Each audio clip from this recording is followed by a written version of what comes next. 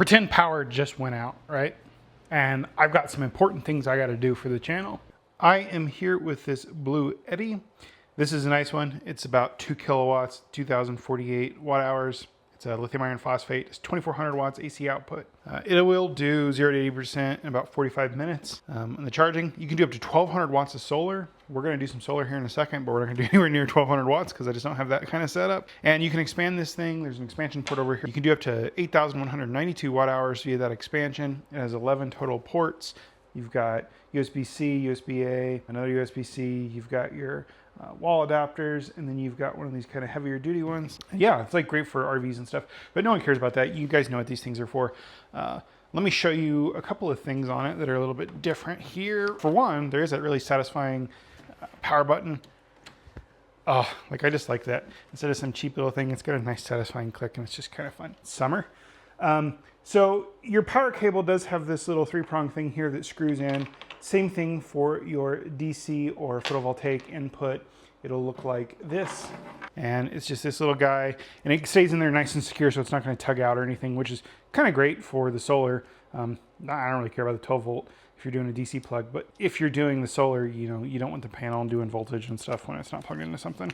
And then it does come with that cable, the 12 volt thing, and then you can go to the solar plugs. So I'll just be able to plug my panels right into that. I'm gonna get this thing outside. I drew it down. So this isn't gonna be the greatest look at the solar input. We're only doing 19 watts. There's a lot of smoke haze in the air. Some of the panels obstructed. The sun's still coming up and it's pretty cloudy. So this is the sun that we're working with right now. We're not going to get the greatest input, but just kind of give you an idea. So I'm going to leave this out here for a while. We're actually at 65%. It's already bumped up to 66%. I'm going to eat breakfast, then I'll come out and we'll take this inside and we will start doing some drawdowns on it and stuff. Just the kind of stuff that you would use in like an emergency. That's what I use these for mostly. In the past, I've used these to run the refrigerator and freezer. I could do that, but it's just kind of a hassle pulling it out. So we'll look at some smaller appliances and stuff and see that this thing could last you quite a while. I do live in the desert, so having a fan, having lighting, you know, if power goes out for a while, we are pretty remote, it would be great. And then, you know, I can charge back up with the solar panel, even though today's not the greatest day to do that. Pretend power just went out, right? And I've got some important things I got to do for the channel. Don't need the internet. Otherwise I'd go plug in the Starlink. Starlink's actually on battery backup, so we'll just pretend that we don't need the internet. I got the power station out. It's hot, so I got my fan. Pretend you can't hear the air conditioning. Got my fan, got my table lamp. So we'll go ahead and turn our AC power on. So we'll turn our AC power on. There I have light. Go ahead and get the fan going. Put it at full blast because we're feeling special. And then I've got the USB. So now I can sit down. I can get my MacBook out. We're gonna turn the fan down just a little. We'll pretend that it was at 3. It's still kind of loud. Oh man, my MacBook doesn't have any power. So we've got our USB plugged in and we'll get to charge in there. There we go. Now I can sit here and do my work. So I'll just bleep bloop in my password. And there we go.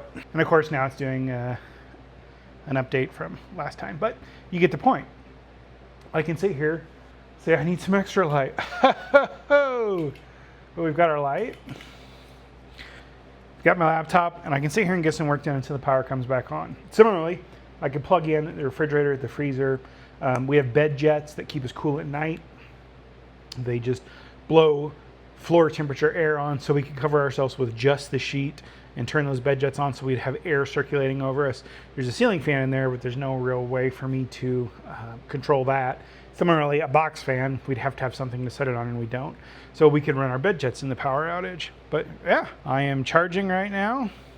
Glad I actually plugged this in. It was about 20%. That's pretty much it. A little bit later, we'll cook some lunch with the air fryer just to show that it can handle slightly higher draw stuff. I don't really have anything that can put it to the test. So just to show you here real quick, we're drawing about 62 watts off of the AC and about 50 watts off the DC right now, which is the USB. We're at 66% where we were when we were charging. And at this power draw, I can go for about 10.1 hours. Obviously the laptop's gonna get full at some point and that's gonna slow down. I'm gonna get some work done here and I'll see you in a little bit for lunch. We've got it set to AC. We're down to about 63% now after charging that MacBook. I'm gonna go ahead and load up the air fryer here with some lunch.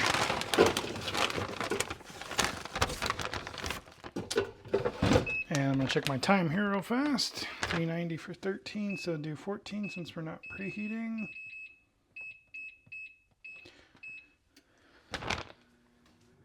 And now, slide you around here a little. There, that glare's gone. So we're doing about 1684, 1683 watt draw. Now, doing this, it's only telling me I have 6/10 of an hour. Obviously, you're not going to use your air fryer off your power station. Anything where you're generating heat's probably just not the best idea because it's going to be very energy intense. But this is just a demonstration. This is one of the, highest draw things I can think of to try. But you kind of saw how, like in the living room, I did the lights and everything. And that's a more normal use. You're not going to want heaters on these. You're not going to really want to run air conditioner because it's also a heat exchanger and it kind of works the same and draws a lot of energy. But fans, lights, laptops, anything like that, it's going to be good to go. Quick update, we got 6 minutes left. Now we're only drawing about 26 watts because it's heated up and it's just reusing the energy or recirculating the heat. Help if I could talk. We're down to about 52% and we'll come back when this is done. I imagine it won't be much lower, maybe like 48 or something. And we'll get it hooked up to solar. I went ahead and moved it a little bit closer. We're just about done. I have the display timeout set to 5 minutes. You can go in and change that with the app. By default, it was at 1 minute, so I changed it to 5%, higher than I thought, so not too bad. Just now hearing the fan kick on to cool it down because of how much power was being drawn. But I will go ahead and get this outside, get it set up. Again, don't know how well it's going to charge because of the atmospheric conditions. We have 3 or 4 wildfires around us. And when I went to go get the mail today, the smoke is looking very thick to my, north. So yeah, we'll try, but I would like to see those stats in the app, and to do that, I need to have some solar input. So let's go ahead and jump to that. I've turned the panels around so they're catching a little bit more of the sun just for expediency's sake. But you can see here, we started at about 49%. That's a screenshot from the app. Now I'll show you the app. We'll go ahead and let it connect. There we go. So we're coming in at 101 watts, 100 watts from the solar panel right now. We've charged up to 53%. So we've gained about, 4%. And yeah, I really like this thing. It's nice. I know it's hiding behind the panel, but there's a ton of things you can use these things for. Like I said, you can use them for camping. You can use it for setting up a table like a craft fair. You can use it for an emergency grid down situation.